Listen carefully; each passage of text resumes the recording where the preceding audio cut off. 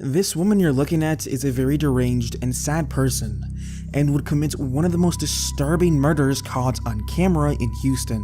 Her name is Coron Fischer, and at the time when this photo was taken, she was 20 years old, with her being born sometime between 2003 and 2004. Now, prior to this photo, Coron had been arrested a few times. At age 16, she would come out as transgender, and would be arrested on a prostitution charge, but for some reason the case was dismissed. She was then later arrested again for evading police, which led to probation. She would then be arrested one more time on May 3rd, 2024. On this day, Steve Anderson stepped out of his house in the early evening to go check his mail. Now, while this was happening, Coron was in her car and in the neighborhood. Now, here's where it starts to get sorta weird. Coron had no reason to be in this neighborhood, as she didn't live in it nor had any association with it. Now, while Steve was walking on the street, Coron saw him. Take note of what I'm about to say because I can't stress this enough. They had no connection to each other. Steve had never interacted with Coron, nor did Coron have any interactions with him. I want you to understand that so you really know how crazy and disturbing this case really is, and the video I'm going to show you, which is incredibly disturbing. So here it is. Coron would spot Steve and then run him over. But she wouldn't just run him over once, she would run him over twice. She would then get out of the car, then kiss him on his forehead, and then proceeded to stab him multiple times, because her running him over twice didn't kill him. It caused severe injuries, but it did not kill him. I would also like to add, I find it weird that none of the people around here did anything. Like, the two men literally did nothing to stop her. They only recorded, which I personally find a bit weird, as they could have easily overpowered her, but they decided to pull out their phones and just record. But to be fair, she did have a knife, so I guess I can understand why they didn't do nothing to intervene. After this, she would leave her car there with all of her belongings in it, like an ID, and ran away. But I don't know if this is just a stretch or not, but how she ran kinda looks like she was skipping away. But I don't know, it just looks off. Another thing, she ran away with the knife in her hand like nothing happened. The police and paramedics would be called and they would find her still walking in the neighborhood. Very calmly, I like to add. They would then arrest her without any struggle or any problem. I mean, it was like she either didn't know that she killed a man or just flat out didn't care. Paramedics arrived in the scene back at where Steve was, and surprisingly, he was still alive. Barely, but still alive. He would be treated on the scene and then rushed to the hospital, but, well, he unfortunately died. He sustained severe injuries from being run over by the car, with many of his bones being broken, heavy organ damage with soft tissue trauma, and then he would also be stabbed multiple times. And remember, this was with him being alive and conscious. Coron would be arrested, and I would like to add again, she was completely calm and complying with officers' requests. But when she was taken to the hospital for medical/mental health evaluation, which is standard in cases like this, she would snap and assault the hospital staff. Even though, like I said before, she was completely calm. She would then be restrained, and after that, she would be transported to the Harris County Jail. She was then charged with murder and then separately charged with assaulting hospital staff. Now, about a month later, on June 5th, she would give a jailhouse interview with ABC 13 KTRK. It was conducted inside the Harris County Jail, with Fisher and the reporter separated by a glass window. Also, cameras and cell phones were not allowed in the room, so there was no video of it.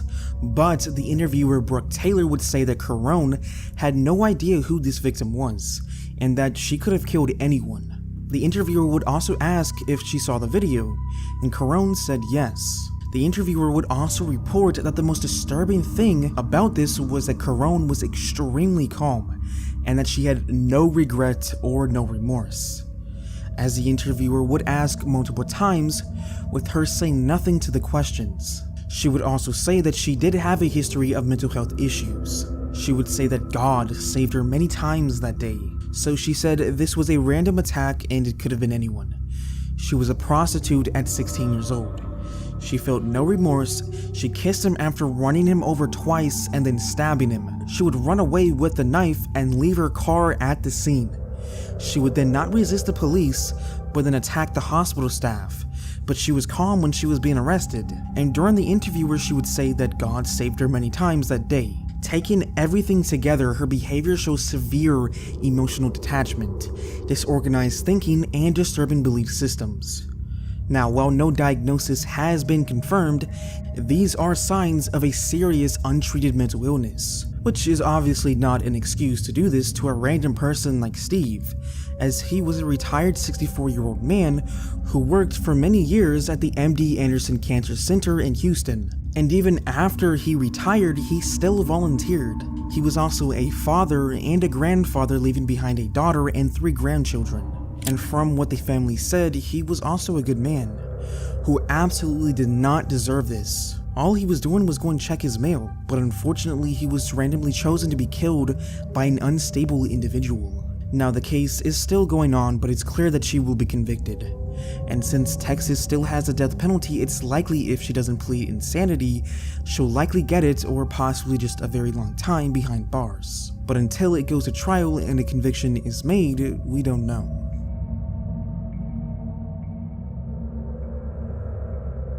A father and a daughter went out for errands on July 9th, 2024.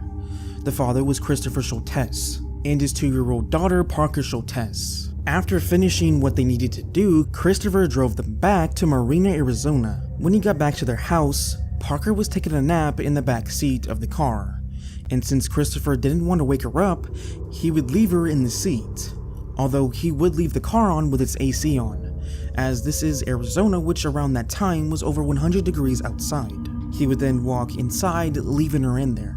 Now, Christopher had a wife and a few other kids, but at this point they weren't in the house, so they had no knowledge of this.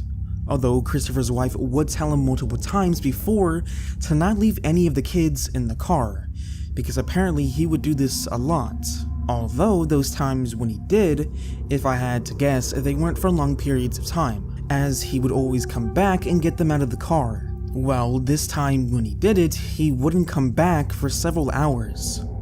Now, this is clearly bad, but the thing that made it even worse is the fact that the car would automatically turn off in 30 minutes, meaning the engine would shut off, which would make the AC shut off, and given the fact that it was over 100 degrees outside, well, this made for some disastrous effects. Now, after a few hours went by, his wife and the mother of Parker would return home, and she would find Parker in the car not breathing. After this, she would take her out and perform CPR while Christopher called the police. Here is the call. No, 911, 911, please. My baby was in the car. She's not responsive. Oh my God, oh my God. And this was out in the driveway? Yes. He's still breathing? No, she's not breathing right now. Okay, we need to start CPR right now. Yes, we are. We're starting CPR, yes. I need to hear CPR. I need them to count it out for me. 1, 2, 3, 1, 2, 4. 3. But my wife's a doctor. She told me. It was, but it turns off. I've been checking. Is she breathing yet? Is she breathing? No. Oh my God, baby. Baby. Now, a car in that weather can easily reach up to 130 to 160 degrees Fahrenheit. And toddlers are especially vulnerable to heat because their bodies don't regulate temperature the way adult bodies do. They generate heat faster, lose fluids way more quickly, and can't sweat efficiently enough to cool themselves down. On top of that, Parker was strapped into a car seat, unable to move freely, shift position, or attempt to escape the heat. Once a child's internal temperature begins rising, with no control, the body starts shutting down systems in an attempt to survive. For a toddler, this process can happen far faster than most people realize, sometimes in less than an hour once cooling stops. After he would find her in there, he contacted emergency services immediately. But when they got there, she was already dead from heat exposure, even after first responders attempted life-saving measures. She just did not regain consciousness, which, I mean, is expected given the circumstances. Now, the police and paramedics were confused on how she was left in there. Well, Christopher would tell them that he knew she was in the car, and that he didn't want to wake her as she was sleeping, so he left her in the car. Although he did put the AC on, thinking he would only be inside the house briefly. He then said he lost track of time once he was inside the house, and when he eventually went back outside, Parker was unresponsive. Now, there's a few things that were found to be weird with his retelling. He would tell the police that he knew the car had an automatic engine shutoff, so he knew it would shut off in 30 minutes. Also, he said he lost track of time. Now, you would think he would be doing something actually important. Well, it was found out that for a good amount of that time, he was playing video games. He would then be arrested 2 days later on July 11th, and then shortly after, prosecutors announced murder and child abuse charges. Another weird thing was he asked the court for permission to travel to Hawaii while he was out of custody and awaiting trial for his daughter's death. The trip was described as a family vacation, and the most surprising thing about this was that the judge actually approved, although with conditions. I don't know, this to me is weird, as while awaiting trial for first-degree murder and child abuse of your own kid, you asked to go on a family vacation? Now, the wife through all of this supported her husband during the early court process, and asked the court for leniency regarding pre-trial conditions, including travel. And by the way, yes, they did actually go on the trip as Christopher was out on bond, although he was required to return as ordered and comply with bond terms. This actually drew the attention of this case quite a bit, as a whole lot of backlash happened. In the end, he would be convicted on second-degree murder and intentional/knowing child abuse under circumstances likely to cause death or serious physical injury in the death of his 2-year-old daughter, Parker, although he would serve no amount of time, because on November 5th, 2025, he would take his own life in his jail cell before the sentencing. Now, while researching on this case, I stumbled upon a Reddit post that was made by the grandmother. She said Parker was a joyful and a beautiful child, always smiling and full of life. They also had a memorial for her. It's also stated Parker's life mattered. She was deeply loved, and she deserved to be remembered not just for how she died, but for the light and laughter she brought to everyone who knew her.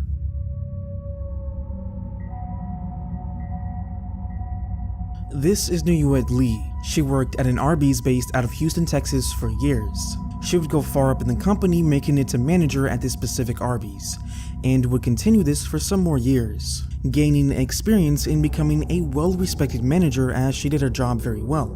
Now, this Arby's was a part of a franchise owned by Turbo Restaurants.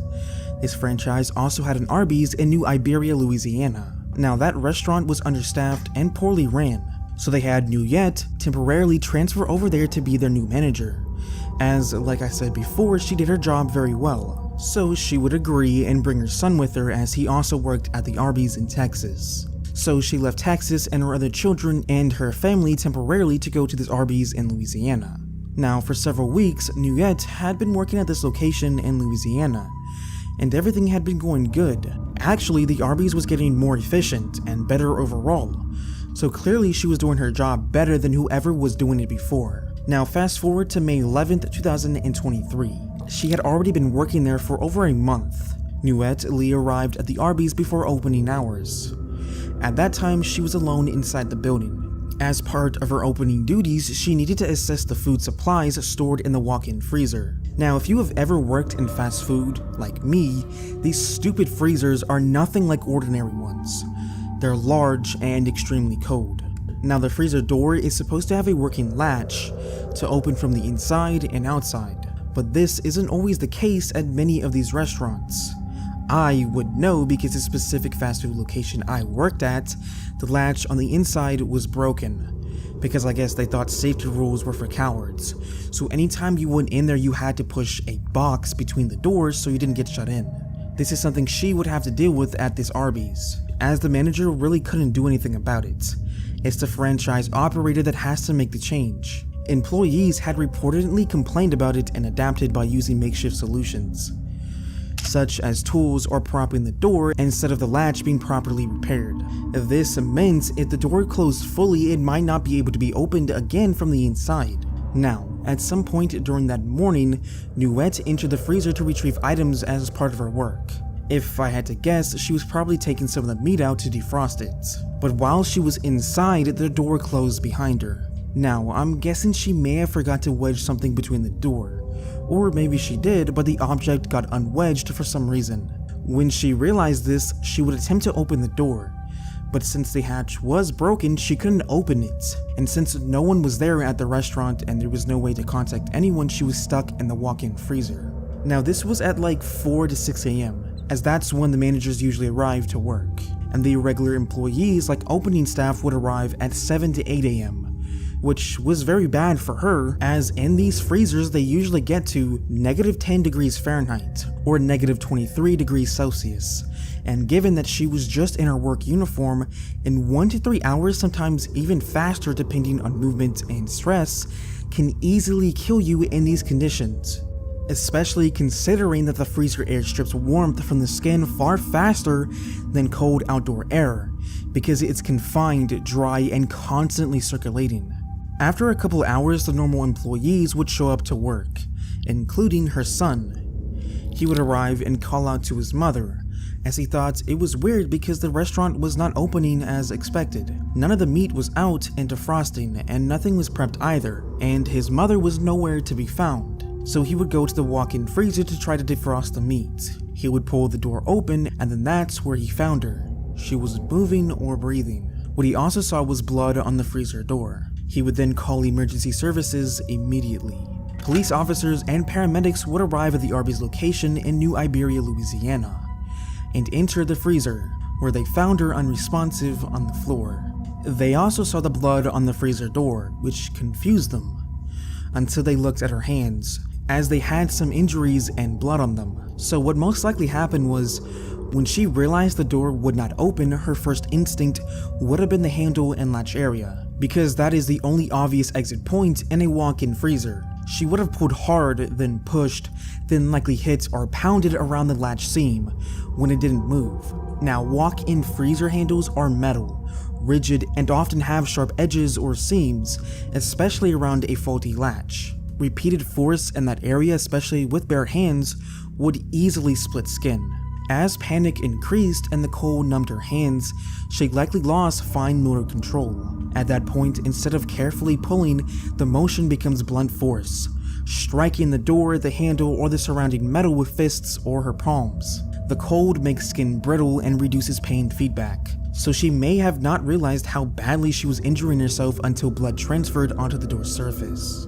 The blood being on the inside of the door rather than pulled on the floor suggests repeated contact at standing height, not a single fall or collapse. That implies she was upright, conscious, and actively trying to get out for some time before her strength failed. Then, after realizing she wouldn't escape, she would either sit or collapse onto the floor. After investigators examined the freezer door, they found the internal safety latch was not functioning, meaning it could not reliably open from the inside. This discovery aligned with what employees had reportedly complained about for months prior to her death. There were no signs of foul play or assault, and police ruled out homicide by another person. The scene, the freezer conditions, the state of the door, and the injuries to her hands all pointed to accidental entrapment followed by prolonged exposure to extreme cold. Her death was officially ruled hypothermia, and because she was pronounced dead at the scene, she was not transported to a hospital. Her body was later taken by the coroner for examination, which supported the findings that she had been exposed to freezing temperatures for a prolonged period of time. In the months that followed, Nuet's family filed a wrongful death lawsuit against the companies responsible for operating and maintaining the restaurant. The lawsuit names the franchise operators, including Turbo Restaurants and Sun Holdings, alleging that they had failed to properly maintain critical safety equipment despite knowing the freezer latch was defective. According to the lawsuit, employees had raised concerns about the latch long before her arrival in Louisiana, and temporary workarounds were used instead of permanent repairs. The family argues that these decisions directly created the conditions that led to her being trapped with no means of escape. The lawsuit further alleges that she was placed in an unsafe working environment while performing routine job duties she had done for years, and that basic safety standards were ignored in favor of continued operation. The family is seeking damages for wrongful death, pain and suffering, and loss of companionship. But the case also highlights a broader issue with chain restaurants and franchise systems, where maintenance responsibilities are often deferred or passed between corporate layers. At its core, the lawsuit argues that Nieuwet did not die because of an unavoidable accident, but because a known safety failure was left unresolved, turning a routine morning at work into a fatal situation. As of now, the lawsuit has moved through legal procedures, and Arby's attempt to force arbitration was denied, meaning the family will have their day before a jury. A jury trial was set for February 2026, reflecting ongoing litigation rather than a final settlement or a verdict, which personally I hope they win because it's completely BS that the latch was not repaired, and hopefully it will make other fast food restaurants repair theirs if it's broken, as many deaths happen a year because of these walk-in freezers latches being broken, which is incredibly sad. Now this photo looks very normal. If I personally didn't know of the backstory of it, I would probably just click off of it, thinking there was nothing wrong with it. But if you look very closely at the water, there is this shape poking out of it that looks like some kind of animal's head. Well, this is wrong. This shape is a man. I know it doesn't look like it, but it is. It's unfortunately of this man, Jamel Dunn. Now this case happened a bit ago in 2017, and I can guarantee you by the end of it, it will make you quite disturbed and very angry given the people involved with this. Now to understand more about Jamel, he was a 31-year-old disabled man. He had to use a cane to get around, which stemmed from being shot in a prior incident, after which he spent over a year learning to walk again. He was also a father of 2 young daughters. Also, he had multiple tattoos, with one saying blessed and chosen. Another thing to note is he lived in Florida, which is very important to know later on. Now, on July 9th, 2017, Jamel would have an argument with his mother and his fiancée, which led him to get very mad. Now this next part is where things just don't really add up, which could maybe lead into his disability. But after he would have this argument with them, he would be seen on a neighbor's surveillance footage walking then scaling a fence. And I want to make this very clear, he would then willingly walk into the retention pond that was near his house. The video showed him limping toward the pond, sitting for a moment, and then removing his hat and shirt before wading into the water. See, here's the thing, he was disabled and needed a cane to walk. So for the reason for him to go into the pond really makes no sense. So that's why it's speculated maybe it has to do with something with his disability, and maybe the incident where he got shot. But I really couldn't tell you. Here's another thing that just doesn't make sense to me. So he was able to swim to the center of the pond with no issues, but right when he got to the center of it is where he started to have trouble and started to struggle. I don't know, this just doesn't make any sense to me. He would then start to scream for help, which would attract a group of 5 teenagers, and they would record him. Now here's where the disturbing and anger-fueling part happened. They started to mock him. Take a listen. Yeah, he just got in. And started swimming? You Yeah. a fucking junkie. Get out the water, you gon' die. Look at that gator coming towards you, man. Buddy, We not finna help your ass. You shouldn't have swim got my in. Bro, drowning, what the heck? Ain't nobody finna help you, you dumb bitch. You shouldn't have got in there. Dumb ass. Yeah, buddy, Bro, so fucking buddy dumb. off that 40. Hell yeah, Brian, he's off the force. Yeah, where he at? Hey, buddy off that. 85, bitch. You don't understand. Yeah, bitch, you should never got in there. Oh, he just died. Bro, what, bro? Holy shit. What the fuck? Hey, bro. They would record and laugh at this struggling and drowning man instead of helping him or at least calling the police. They would say he just died while laughing, and saying we aren't gonna help you while also laughing. This would go on for about 2 minutes, with Jamel pleading with them to help him, until he took his final breath and let out a final whimper and sank because of exhaustion. The teens would mock him more and then walk away. Now, one of the teens did suggest on calling the police, but another member rejected the idea. Also, one of the teens would tell his sister about the event, but still no one called the police. When Jamal didn't return later that day, his family got worried, but they waited for some time until they reported a missing person report. They reported him missing on July 12th. Now, the police really didn't have any leads to go off on, until on July 14th, the police would get a call from someone in the neighborhood saying there was a body floating in the retention pond. Police and fire rescue would respond to the scene, and they would pull the body out of the water. Now, it was hard to really tell who it was because it was pretty badly decomposed. The only thing they could see was a tattoo saying blessed and chosen, the same tattoo that was on Jamel Dunn. But they would still send the body to the medical examiners, and they would confirm it was Jamel, and that he died of drowning. Now, at first, the police would suspect foul play as they thought, well, he was disabled, so how would he get into the pond, and why would he even get into the pond on his own? Now, this would turn out to be false, as on July 17th, they would find the surveillance footage on the neighbor's security cameras, which the neighbors gave over to the police. They would find Jamel scaling the fence, go over to the pond, take his shirt off, and willingly go and swim in the pond. Now again, they thought this was weird, so they thought it may have been suicide, because there's no way that someone would just go into the pond like that. Now, the cameras did not catch him struggling in the middle, so they had no clue of him pleading for help and struggling in the middle of the pond. Until on July 18th, it was found out that these stupid teens decided to post a video of them mocking and watching him drown in the pond on social media, and that video would blow up on July 18th.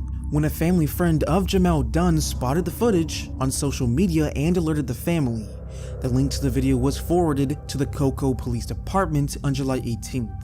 Now, the video had already begun circulating over the weekend of July 15th to the 16th. By the time police obtained it, one version on Facebook had already garnered millions of views. Upon viewing the footage, detectives were able to provide a clearer picture of the events from July 9th, confirming the presence of the teenagers and their failure to intervene. Now, you'd think they would get arrested for this, but no. Now, here is where being in Florida comes into play. Florida law, like most US states, does not have a duty to rescue stature. This means bystanders are not legally required to provide assistance or even call 911 when they witness someone in danger. While the Cocoa Police Chief initially recommended a misdemeanor charge for failing to report a death, the state attorney's office announced it would not pursue those recommended charges. Prosecutors determined that the statute regarding reporting a death did not legally apply to the teenagers' actions in this specific case. So the group, aged 14 to 16 at the time, remained free throughout the investigation and were never formally taken into custody. Although, since this case did bring in a lot of public outrage, Florida lawmakers introduced the Jamel Dunn Act, which sought to require bystanders to report a death or provide aid. Dunn's funeral was held on Saturday, July 29, 2017, at the Zion Orthodox Primitive Baptist Church in Cocoa, Florida. His casket was carried to the church in a white horse-drawn carriage, led by a procession of family and friends. Many of the more than 200 mourners wore red, which the family requested to represent love and vitality. The service was described as emotional, but focused on Jamel's life rather than the circumstances of his death. Family members spoke about his resilience and learning to walk again after being shot years earlier, and his love for his two daughters. People still speculated that it was an attempt to take his own life. During the services, family members highlighted a wish list of goals Jamel had recently written, using it as evidence to counter any suggestions that it was an attempt on his life when he entered the water. Despite the internal outrage surrounding the teenagers who filmed his death, his family requested that the funeral remained a peaceful celebration of his life. Shortly before the funeral, his sister Simone started a GoFundMe campaign on July 17th to help his children and cover funeral expenses. One outlet reported that GoFundMe had a $20,000 goal and had reached nearly $14,500 by mid-afternoon on a Friday soon after the story broke. Now, I can't find the GoFundMe page, but since this was around 8 to 9-ish years ago, it definitely closed by then, and I'm guessing it reached its goal. Now, here's the thing that really disturbs me about this case. Why would a man who fought for over a year just to walk again, who needed a cane for every step, willingly go into deep, murky water? And remember, this is Florida. It could have easily had gators or water moccasins in it, and he still decided to go in after a simple argument.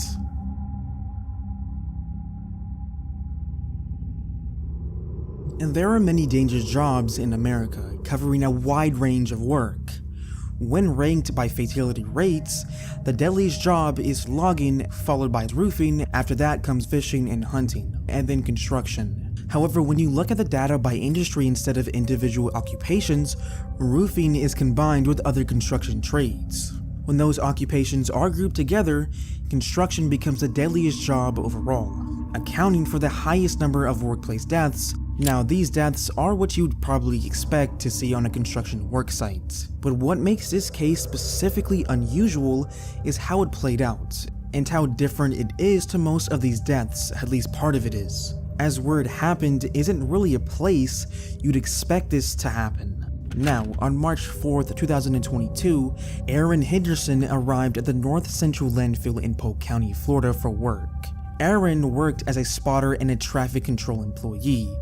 Basically, he would direct the flow of heavy dump trucks as they arrived and departed to unload waste. And then he would provide ground-level guidance for large vehicles and heavy equipment operators to ensure safe movements within the active landfill site. He was employed through Certa Temp, a staffing agency contracted by Polk County to provide labor for the landfill operations, and at the time of March 4th, he had only been working at the landfill for only a few weeks. Now, as the day dragged on for Aaron, at some point after doing his job very well, nature would call, or he needed to use the restroom. So he would go to where the porta potties are. Now, I can only assume given the information provided later that they changed where the porta potties were. Now, I'll tell you why in a bit, but he would go where they were, and they were located on the opposite side of a steep embankment. So kinda like this.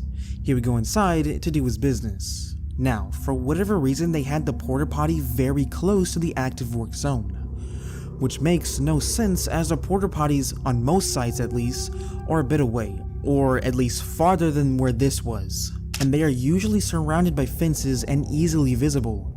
But as I said, for whatever reason on this site, it just wasn't the case. Now, while Aaron was doing his business, a bulldozer would be working very close to where the porta potty was, collecting trash and soil.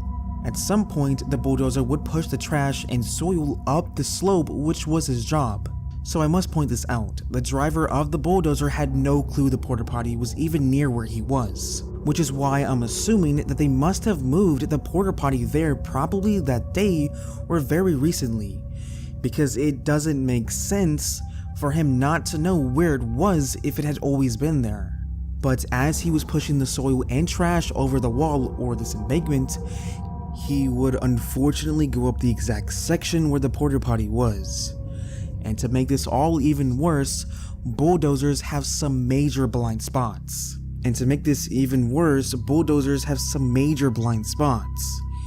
Even on flat ground, a bulldozer can't see anything directly in front of the blade, nor any low objects close to the machine. Now add in him going up, where he literally can't see in front of him or of the trash and the soil, the visibility drops to 0. So as he would go up, he would absolutely crush the porta potty, and the driver didn't even see it.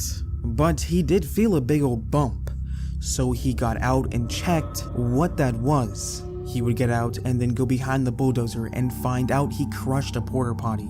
He would then check inside of it, and that's where he found out that Aaron was inside of it, and he was unresponsive. Now, I don't think I need to tell you how bad and absolutely scary this was, as the bulldozer was going around 2 miles per hour. So imagine you're just doing your business in a place that isn't supposed to be really dangerous, but then you realize you're being crushed by something that you can't even see. I mean, this would have been downright terrifying for the fewish seconds that this would have taken place in. Emergency services were called, but there was really no saving him, as he was crushed by the bulldozer inside the porta potty. OSHA would be called and they would come inspect everything. OSHA found that the restroom had been placed inside an active heavy equipment zone, without any protections in place. There were no physical barriers separating it from bulldozers and other machinery, no high visibility markings, and no system requiring operators to be notified when facilities were moved or placed nearby. On top of that, the embankment itself created a blindside hazard, which OSHA has repeatedly identified as one of the most dangerous conditions in heavy equipment environments. In simple terms, OSHA concluded that the workers were being put into areas where equipment operators could not possibly see them, and that the site failed to control that risk. The bulldozer operator had no warning, and Aaron had no protection. OSHA issued citations and proposed fines against the employer responsible for site safety, pointing out that basic safeguards, fencing, clear placement, and inclusion zones would have prevented this entirely. Following OSHA's findings, Aaron Henderson's family filed a wrongful death lawsuit. The lawsuit alleged the companies responsible for landfill operations failed to provide a safe work environment and failed to properly place and secure worker facilities. The family argued that Aaron's death was completely preventable and that the safety rules meant to protect workers were ignored. Now, I couldn't find any mention of them winning or losing the lawsuit. My guess is, given the circumstances of this case, it probably ended in a settlement rather than a trial. My hope is that it did and they got a lot from it, because Aaron did nothing wrong. He just went to work and was just using the bathroom. Aaron Henderson would leave behind 3 children, and his brother would say the following: he came up in the streets and he was tired of living like that. He wanted to have a responsibility and be a responsible person. What you're looking at right now may seem like nothing, and I don't blame you if you're thinking this. I mean, it's just some snow and ice. But to this man right here, it would cause him to breathe his last breath in one of the most horrific ways I've ever seen. His name was Greg Haneke, a 67-year-old retired special education teacher. He taught special education for 30 years at Evergreen High School in Colorado, though after retiring he would still be very committed to helping out the special needs, so he founded the Evergreen Ice Golf Tournament to raise money for the Blue Spruce Atkinson Club, which benefits adults with developmental disabilities. Now, if you don't know what ice golf is, well, it's actually very self-explanatory.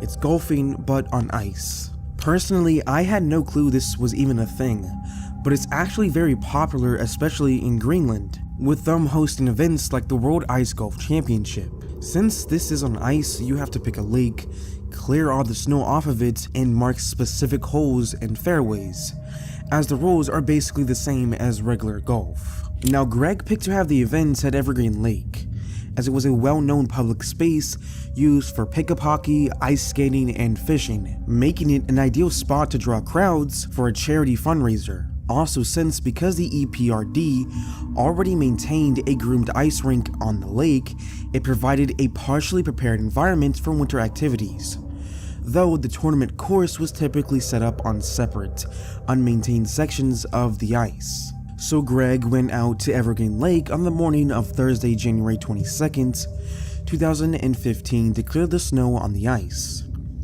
He went out with his tractor that was equipped with a snowplow. Now, he wasn't exactly alone, as there would be other workers with him nearby setting up everything necessary to start this event. And there was also some fishermen a bit away, but he was alone inside this tractor.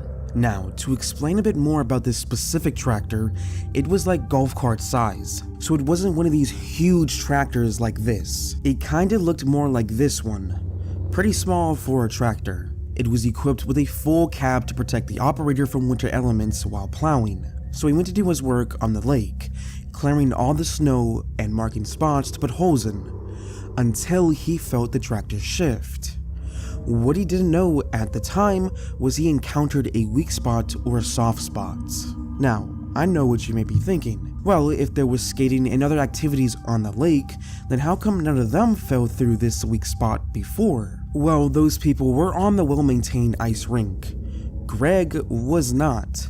He was on a different section of the lake that was a bit more dangerous and not well-maintained. So as he went over this weak spot on the lake, the tractor would shift and then the ice under him would crack, which then led to the tractor to plunge into the freezing cold water. Once he realized what happened, he would try to get out, but none of this worked. Given the immense water pressure, the weight of the vehicle, enclosed cabin design, and the most important one, cold shock and disorientation. Falling through ice into freezing water causes an immediate, involuntary cold shock response, which includes gasping for air and rapid hyperventilation. And yes, he would still experience this cold shock even inside in an enclosed cabin. While the cabin of the grooming tractor offered temporary protection from the wind, it was not designed to be airtight or waterproof. When a vehicle falls through ice, several factors ensure the occupant still suffers the effects of cold water, as most cabins are not sealed. So water typically begins rushing in through floorboards, door seals, and vents almost immediately after the vehicle breaks the ice. For heavier equipment like this tractor, the cabin can fill with freezing water in as little as 1 to 2 minutes. He would have panicked a lot. I mean, just imagine you're in a small enclosed space, in full darkness, hearing cold water slowly filling up the small space you are in, and you aren't able to do nothing about it. You are completely powerless. Luckily for him, people did see the tractor fall in the water, and they immediately called 911, although to rescue him was quite complicated.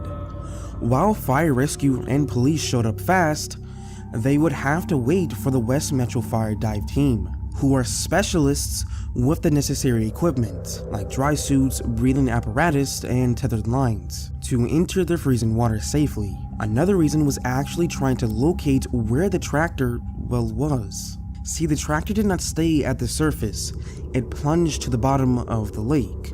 So divers had to identify the exact location of the submerged vehicle in murky freezing water before they could actually begin the extraction. Also, as previously discussed, Greg was in an enclosed tractor, so divers had to physically break into or pry open the cabin while underwater to pull him out, a process that is significantly more difficult and time-consuming than a surface rescue.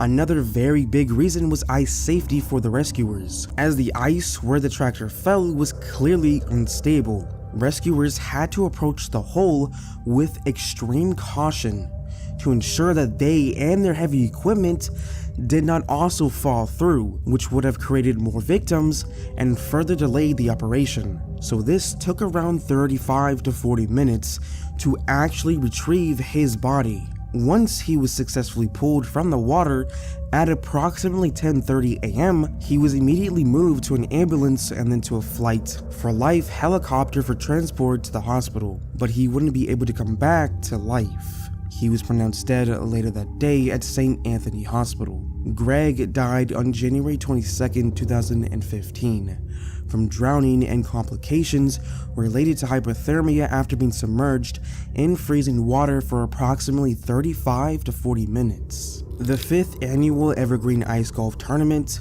scheduled for that weekend in January 2015, was cancelled immediately following Greg's death.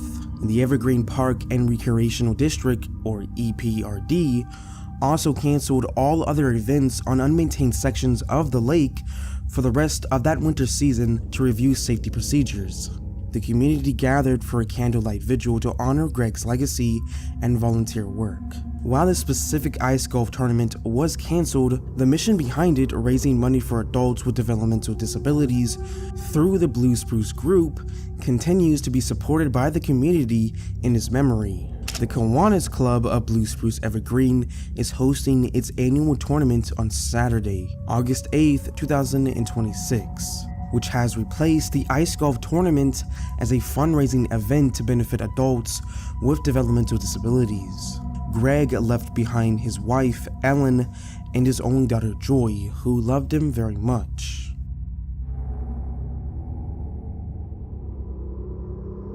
On August 6, 2023, a 74-year-old man was working at his job in Italy. He worked as a cheesemaker and was the owner of the Caparini Dairy Farm, which he operated for over 50 years. Now, he didn't just manage the business, he was a hands-on producer, which is pretty rare for someone who owns a pretty good-sized business. On this night though, he was in his warehouse, which housed over 25,000 wheels of Grana Padano, which, if you don't know, is one of Italy's most famous and best-selling hard semi-fat cheeses with a protected designation of order. It is made from partially skimmed raw cow's milk in the Po River Valley of northern Italy. Since he produced so much of the cheese, he needed a massive warehouse, as he needed shelves that stacked up to 33 feet. Now, it's impossible for a human to move them safely or frequently, let alone a 74-year-old man, so he relied on these robots to move the cheese. Think of them like a GH Tech library for giant snacks.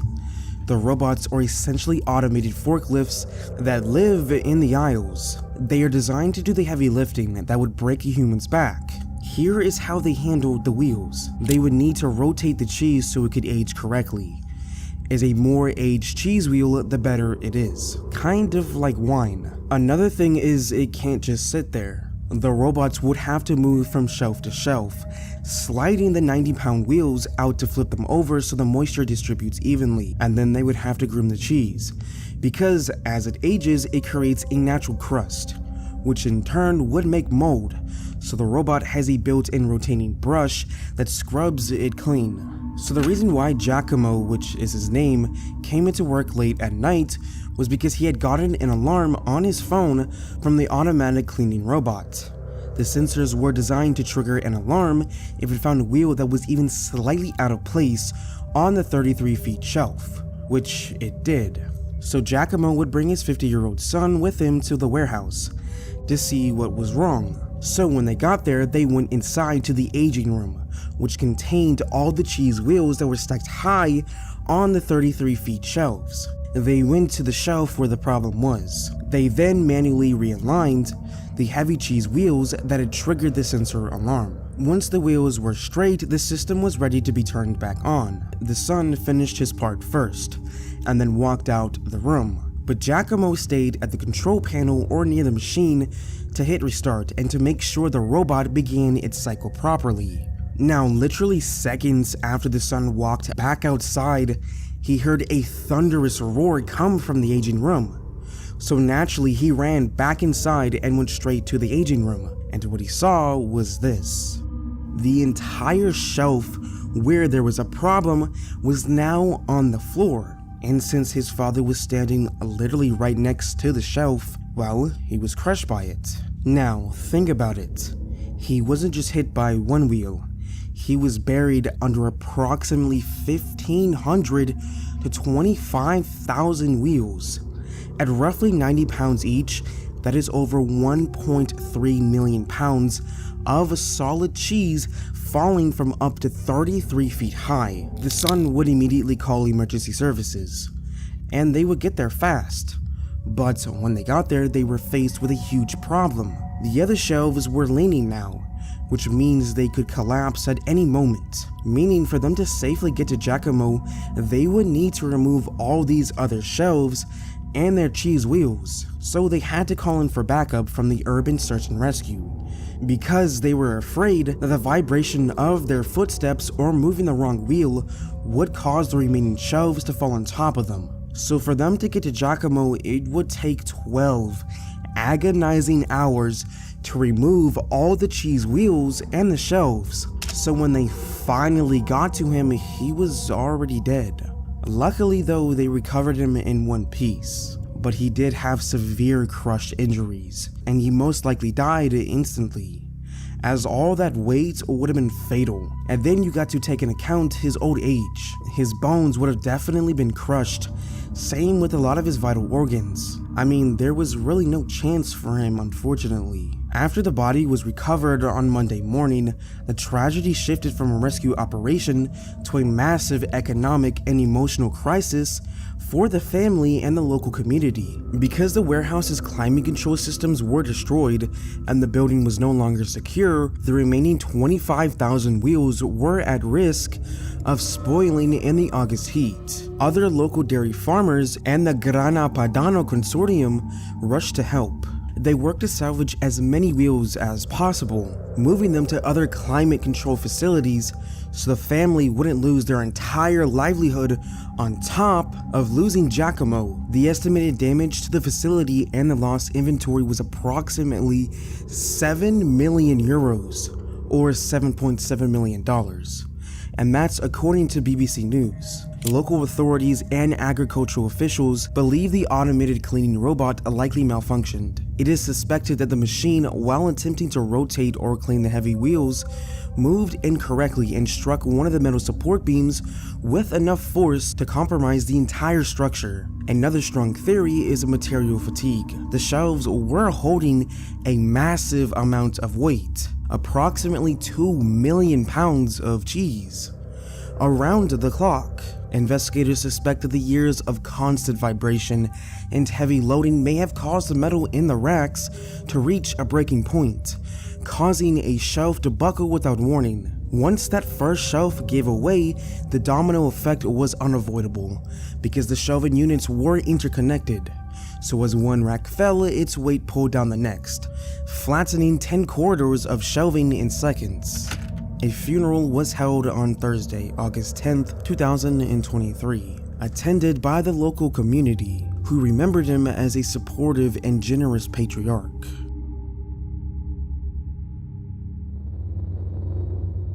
So this next one, to say the least, is possibly one of the most unlucky cases I've ever researched. It's centered around this man, Humberto Hernandez. In June 2007, Humberto and his wife were having a date night, so they decided to go to a restaurant, but decided to walk to it. Now, I don't know why they decided to walk, whether they thought it would be more romantic or possibly they just couldn't afford a car, as they did live in a trailer home, and also were both immigrants, as the couple had only recently arrived in the United States and had no other relatives or financial support in the area. But I couldn't tell you, although it was just a short walk to the restaurant they were headed to, so it may have just been them wanting to walk. But anyways, they were on their way to the restaurant at around 5:45 p.m. Humberto and Maria stopped at a sidewalk vendor or a local shop to buy a bouquet of flowers and a bag of cherries.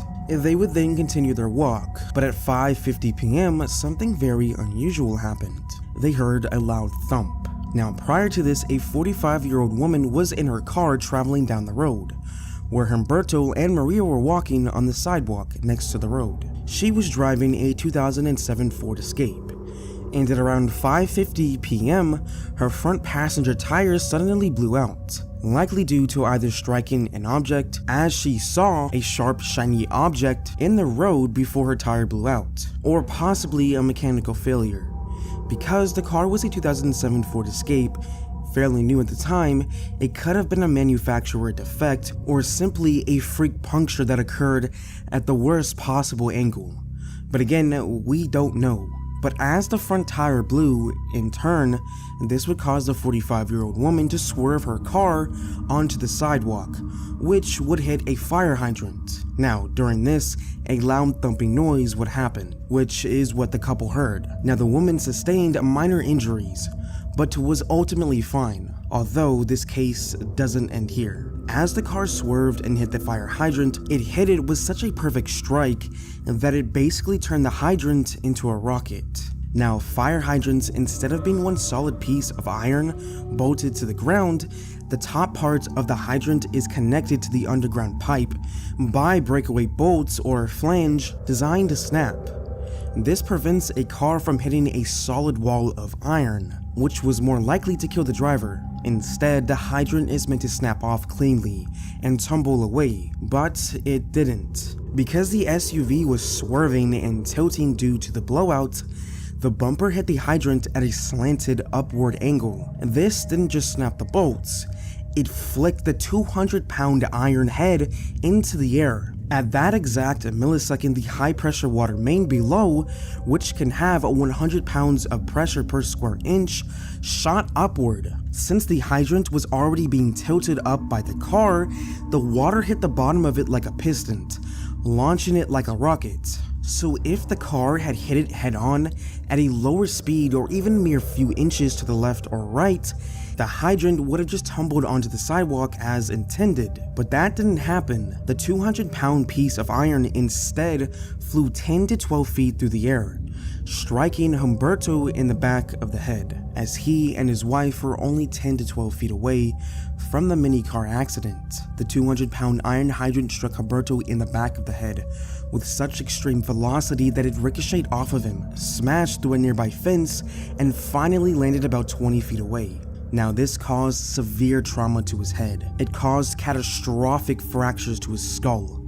But the crazy thing is, he was still alive. Unconscious, but surprisingly alive. Now, after this happened, the woman driver jumped out of her car and ran towards Humberto to try to resuscitate him. Maria would do the same thing. They also called 911, who arrived fast. Responders had to work in the middle of a massive geyser of water shooting 40 to 50 feet into the air, which had drenched the entire 900 block of 98th Avenue. Despite the fast response, Hernandez was pronounced dead at the scene at 6:08 p.m., just 18 minutes after the initial impact. While his heart may have beat for a few more minutes, his brain suffered too much trauma for him to ever wake up or feel anything. Now, at the beginning, I said this was one of, if not, the most unlucky cases I have ever researched, as if the woman had hit the fire hydrant any other way, the hydrant wouldn't have flown like that. Or even if Humberto had just been one step ahead, or even behind where he was, he would have lived. The tragedy was compounded by the fact that Maria witnessed this in front of her eyes. He basically died in her arms, on a date night. Not only that, she was left completely alone in the US, with no money, no relatives, and no local support. As I said earlier, the couple had only recently arrived in the country, and they were living in a trailer, so she was completely alone. Officers found the flowers and cherries Hernandez had just bought scattered across the wet pavement among the wreckage.